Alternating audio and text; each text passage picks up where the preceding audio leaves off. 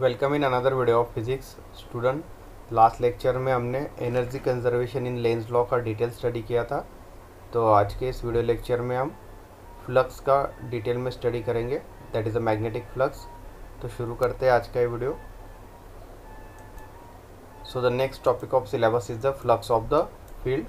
So the concept of flux of magnetic field is vital to our understanding of Faraday's law. ठीक है, तो Faraday's law में जो magnetic flux है, so that is essential, it is denoted by the phi and d phi is the change in magnetic flux. ठीक है, so as shown in below figure, consider a small element of area d A cap. ठीक है, तो यहाँ पे हम एक small element consider करेंगे जिसका एरिया है ए। ठीक है, and this D A cap is a small area. So a direction is assigned to the element of area such that if the curve bounding the area is transverse in the direction of the arrow, then the normal comes out of the plane of the paper towards the reader. ठीक है, तो यहाँ पे इस area में अगर हम यहाँ पे नॉर्मल कंसिडर करेंगे, so the direction of the arrow of that normal will be towards the plane of the paper and that is the towards the reader. So in other word, it is in the direction in which right handed screw will move if rotated in the sense of arrow of the curve. ठीक है, तो in simple language अगर उसका जो direction होगा, ठीक है, when right hand screw will move if it is rotated, the sense in that arrow is towards the curve. So here in figure, a small element of area dA cap is considered and it is bounded by the curve considered in anticlockwise direction. So that right handed screw rule is used and B figure is the finite surface of S cap. ठीक है, तो यहाँ पे एक हमने small जो area है element में उसे कंसिडर किया है जो कि डी ए कैप है। ठीक है, उसका जो डायरेक्शन है वो एंटी क्लॉकवाइज डायरेक्शन है। ठीक है, by using the right hand screw rule, suppose the element of area dA cap is situated in the magnetic field B cap. ठीक है, तो यहाँ पे हमने कंसिडर किया है कि जो एरिया dA cap है स्मॉल एलिमेंट का, ठीक है, वो हमने सिचुएट किया है मैग्नेटिक फील्ड B cap में। ठीक है, so then the scalar quantity d phi, that is a change in magnetic flux, is equal to B dot dA cap is equal to B cap dot d A cap cos theta, called as the equation number 12.6। ठीक है, तो यहाँ पे हमने scalar quantity consider किया है change in the magnetic flux, जो कि है magnetic flux into the area of the element. Okay, so that is B cap into d A cap into the angle between this element, area of element and the magnetic field, that is a theta. So it will be a cos theta, that is called as a flux of the P cap through the area dA. ठीक है, so this is called as a magnetic field through the area dA cap, where theta is the angle between direction of magnetic field and the direction assigned to the area. ठीक है, तो theta जो है वो angle है between magnetic field and the area of the element. So this can be generalized to define the flux over a finite area S cap. So it should be remember that magnetic field B will not be the same at different points within the area. ठीक है, तो यहाँ पे जो generalise form है flux को define करने के लिए for the finite area S cap, जो हमने फिगर बी में देखा है। ठीक है, so it should be remember that जो मैग्नेटिक फील्ड है that will not be a same at the different points. ठीक है, तो अगर हम एलिमेंट में अलग अलग पॉइंट्स कंसीडर करेंगे तो वहाँ पे जो मैग्नेटिक फील्ड है बी वो डिफरेंट होगा, ना कि वहाँ पे सेम होगा with in that area. Okay, means this magnetic field will be change at the different points with in the area of the element. Therefore the area is divided into the small sections of the area dA cap. ठीक है, इसलिए जो हमने element consider किया था, ठीक है, तो जिसमें हमने स्मॉल एरिया कंसिडर किया था वो था डी ए कैप। ठीक है, so as to calculate the flux over each section and then integrate over the entire area। ठीक है, तो यहाँ पे हम स्मॉल सेक्शन कंसिडर करेंगे एरिया का एलिमेंट में। ठीक है, एंड उसके बाद हम उसे इंटीग्रेट करेंगे over the entire surface of the element. ठीक है, as shown in figure B. So therefore the flux passing through the S, जो कि एक फाइनाइट सरफेस है। ठीक है, so phi is equal to integral S B cap into d A cap, called as equation number 12.7। ठीक है, तो यहाँ पे हमने एरिया डिवाइड कर दिया स्मॉल सेक्शन में। ठीक है, and we have to calculate the flux, that is the magnetic flux phi for each section. ठीक है, and then integrate over the area, total area.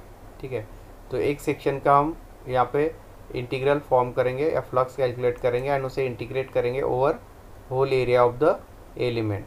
So we can not take the B cap out of the integral in equation 12.6 unless B cap is the same everywhere in the S cap. जो magnetic field है, ठीक है, उसका जो effect होगा total area पे या element पे वो सेम रहेगा। That's why this B cap can not be take outside of the integral. So if the magnetic field at every point changes with the time as well, then the flux phi will also change with the time। तो जैसे ही magnetic field जो है B cap अलग अलग points पे change होगा with respect to time, जैसे हमने देखा कि मैग्नेटिक फील्ड जो है वो सेम नहीं रहेगा, वो चेंज होगा अलग अलग पॉइंट्स पे। ठीक है, with in the area of element. तो वैसे ही यहाँ पे जो मैग्नेटिक फील्ड वो चेंज होगा अलग अलग पॉइंट्स पे विथ रिस्पेक्ट टू टाइम। तो ये जो मैग्नेटिक फ्लक्स है फाई वो भी चेंज होगा with respect to time. So therefore we can write phi is equal to phi of t, that is t is the time, is equal to integral S B in bracket t dot d A cap. ठीक है, तो यहाँ पे हमने magnetic field at every point changes with time, ठीक है, इसको consider किया है। ठीक है, जहाँ पे मैग्नेटिक फील्ड चेंज होगा अलग अलग पॉइंट्स पे with respect to time. So this equation 12.7 is modified with respect to time, so that is the flux phi। क्योंकि यहाँ पे जो फ्लक्स है मैग्नेटिक फ्लक्स फाई वो भी चेंज होगा with respect to time, that's why we consider the phi of t. Then Faraday's discovery was that the rate of change of magnetic flux, that is d phi by dt, is related to the work done to take the unit positive charge around the counter C। ठीक है, तो जो Faraday's laws of electromagnetic induction है उसमें हमने study किया कि rate of change of flux that is denoted by D phi by D T, वो रिलेटेड है एक unit positive charge around the counter C, जो कि फिगर 12.4 बी में दिखा है। Which will be the reverse the direction. So this work done is just a EMF, that is electromotive force। So according to Faraday's law states that induced EMF can be written as E is equal to minus d phi by dt। ठीक है, तो ये Faraday's law है, E is equal to minus d phi by dt। So therefore the above equation is minus d by dt integral s into b cap t into d cap, called as equation number 12.9। ये हमने यहाँ पे phi का value जो है वो put up किया equation 12.8 से। ठीक है, so that will be a minus d by dt which is constant in bracket the value of magnetic flux with respect to time will be already we have calculated in equation 12.8। so we have put the value integral as b of t into da cap। so the SI unit of EMF E is in volt। ठीक है, तो ये हमने already study किया कि जो SI unit है electric field का वो वोल्ट है and the flux phi is in weber. ठीक है, फ्लक्स का जो यूनिट है वो वेबर है एंड टाइम जो मेज़र होता है वो सेकंड में होता है। So from equation 12.9 we can see that even if B cap does not change with time, flux may still vary in the area as that changes with time.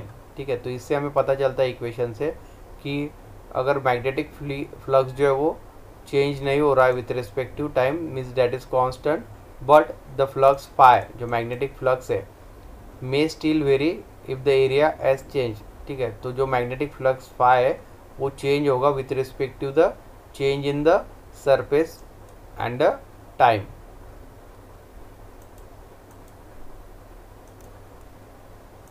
Next topic is the motional electromotive force. So in that, first is the translational motion of a conductor. So in figure 12.5, a rectangular frame of wire, that is ABCD, of area Lx is situated in the constant magnetic field B cap. ठीक है, तो translational motion of conductor study करने के लिए हमने यहाँ पे rectangular frame of wire जिसके पॉइंट्स दिए ABCD, ठीक है, एंड एरिया जो है उसका Lx, उसको हमने पुटअप किया है constant magnetic field B cap में. So in figure 12.5 of frame of wire ABCD in the magnetic field B cap is put. ठीक है, तो यहाँ पे एक रेक्टेंगुलर वायर को हमने कंसीडर किया है, ठीक है, जिसके पॉइंट से ABCD that is put in the magnetic field of B cap. ठीक है, तो ये मैग्नेटिक फील्ड यहाँ पे पुटअप किया हुआ है. ठीक है,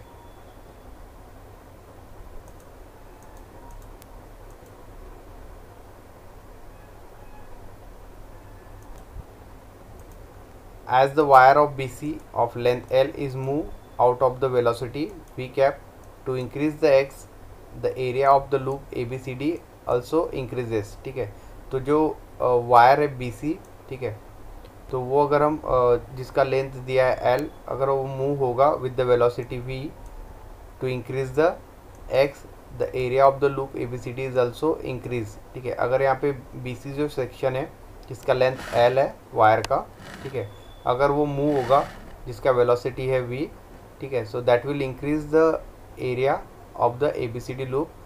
सो therefore the flux of B through the loop also increases with time. तो जो मैग्नेटिक फ्लक्स है, एरिया चेंज होगा, ठीक है, तो मैग्नेटिक फ्लक्स भी इंक्रीज होगा विथ रिस्पेक्ट टू टाइम, जो कि हमने लास्ट सेक्शन में स्टडी किया है. ठीक है, means if the surface area is changes with respect to time, flux also change और vary. So according to the flux rule, the induced EMF will equal to the rate at which the magnetic flux through the conducting wire is changed according to the Faraday's law. ठीक है, तो उसकी वजह से क्या होगा, flux rule की वजह से यहाँ पे जो EMF इंड्यूस होगा वायर में, ठीक है, so that is equal to जो रेट से यहाँ पे magnetic flux phi, that is rate of change of magnetic flux, that is d phi. ठीक है, that is also change through the conducting wire from equation 12.9 जो हमने already study किया है. ठीक है, E is equal to minus d phi by D t. So the induce EMF will cause a current in a loop. तो ये जो induce EMF है, इसकी वजह से यहाँ पे करंट प्रोड्यूस होगा लूप में, and it is assume that there is a enough resistance in the wire so that induce current are very small producing a negligible magnetic field. ठीक है, तो ये जो वायर का रेजिस्टेंस है, ठीक है, so that will be a small, so very small current will be induced, and that produces the negligible magnetic field B. So as the flux phi through the frame ABCD is BLX. ठीक है, तो जो magnetic flux है जो denote होता है phi से, that is through this frame ABCD, ठीक है, is BLX. so B is the magnetic field and Lx is the this length of the this ABCD loop. So magnitude of induced EMF can be written as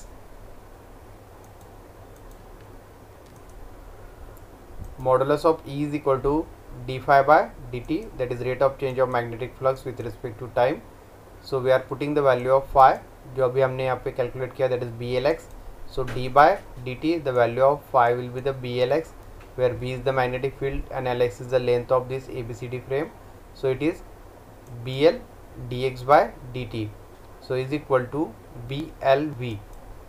So where V is the velocity of the wire BC, that increasing the length x of wire AB and CD.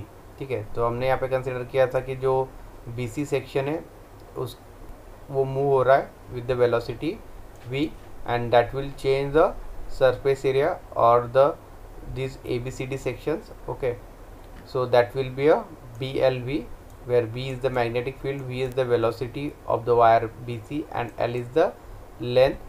So now we can understand the above result from the magnetic forces on the charge in the moving wire BC. ठीक है, तो यहाँ पे जो BC section है that can be a move, तो ये move हो रहा है with the velocity V. So a charge Q is carried along by the moving wire BC, ठीक है। तो जो मूविंग वायर BC उसमें जो चार्ज है वो Q है। So experience the Lorentz force that is F cap is equal to Q into V cap into B cap according to the Lorentz force. So this F is the force, Q is the charge on wire BC, V is the velocity of this moving wire BC, and B cap is the magnetic field. तो ये जो BC section है wire का, ठीक है, that can be a move with the velocity V, and due to that the total surface area of this ABCD loop will increase because this BC section will be move with the velocity V,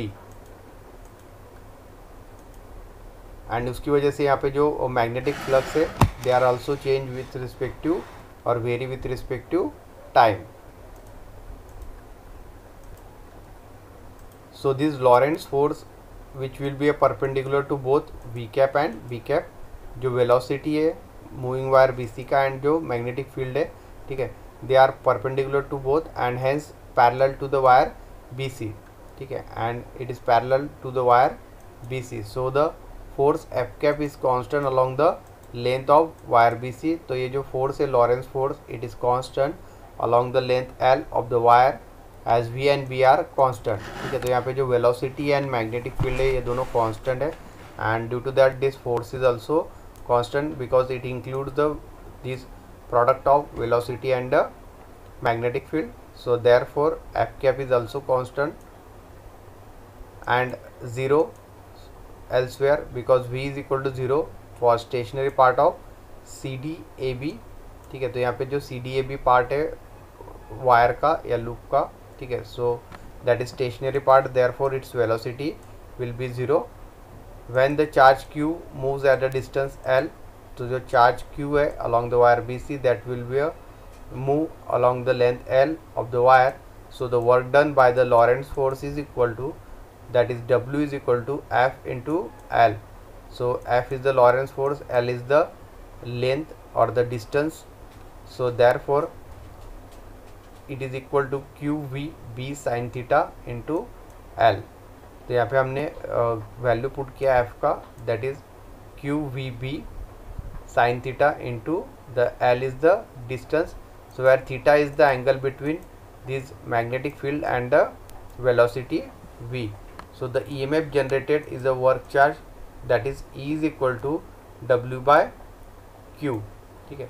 सो जो यहाँ पे EMF generate होगा E, ठीक है, so that is the work per charge means work done per charge.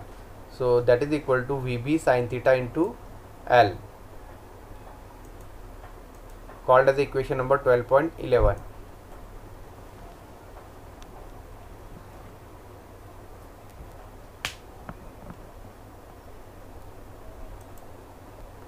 means here we are putting the value of W as a QVB sin theta into L. So this Q and this Q will get cancelled, so it is VB sin theta into L, that is the EMF E. So the maximum induced EMF when sin theta is equal to 1. तो यहाँ पे जो maximum EMF create होगा तब sin theta का value जो रहेगा वो 1 रहेगा. Therefore Emax is equal to this BLV because sin theta is 1. So called as the equation 12.12, which is same the result obtained in the equation 12.10, ठीक है. तो 12.10 में जो हमें रिजल्ट ऑप्टेन हुआ था और ये जो मैक्सिमम EMF इंड्यूस हुआ है BLV, they are same and derive from the rate of change of flux, ठीक है. तो यहाँ पे हमने फैराडेज लॉ का यूज़ करके rate of change of flux से इसको डिराइव किया है.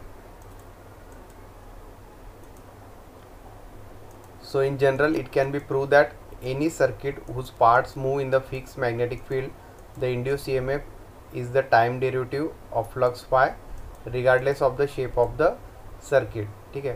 तो इसमें जनरल फॉर्म में प्रूव है कि जो सर्किट है, ठीक है, जिसके पार्ट्स मूव हो रहे हैं, जैसे हमने यहाँ पे ABCD फ्रेम लिया था जिसमें जो BC फ्रेम है वो मूव हो रहा था with velocity V in the fix magnetic field. Magnetic field जो था B दैट इज़ फिक्स था, ठीक है, फ्रेम के लिए. So the induced EMF is the time derivative of the flux phi regardless of the shape of the circuit.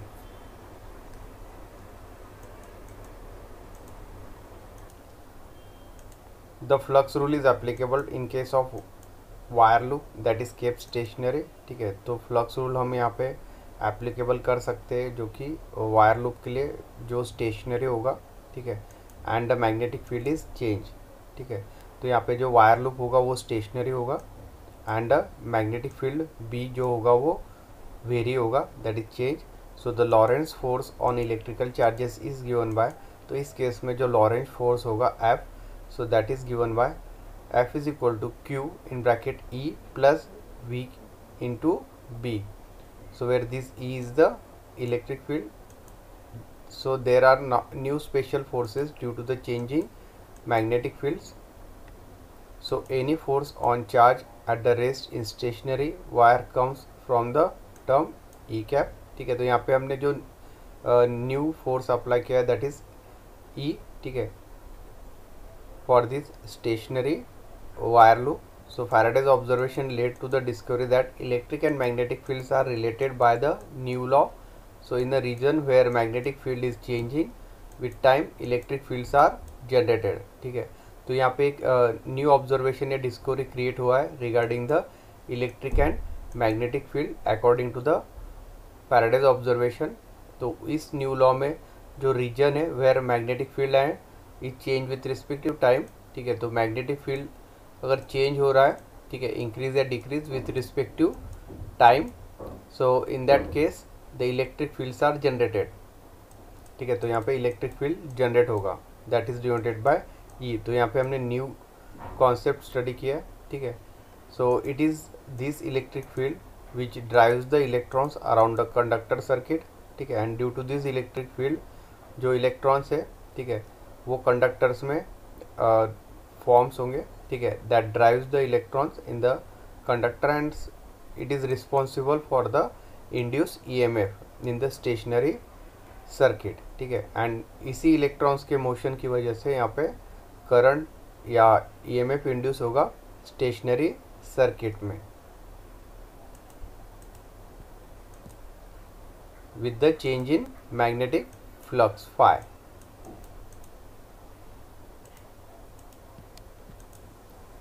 तो आज का ये वीडियो लेक्चर हम यही एंड करते हैं। नेक्स्ट वीडियो लेक्चर में हम मोशनल ईएमएफ इन रोटेशनल बार का डिटेल में स्टडी करेंगे। So thank you.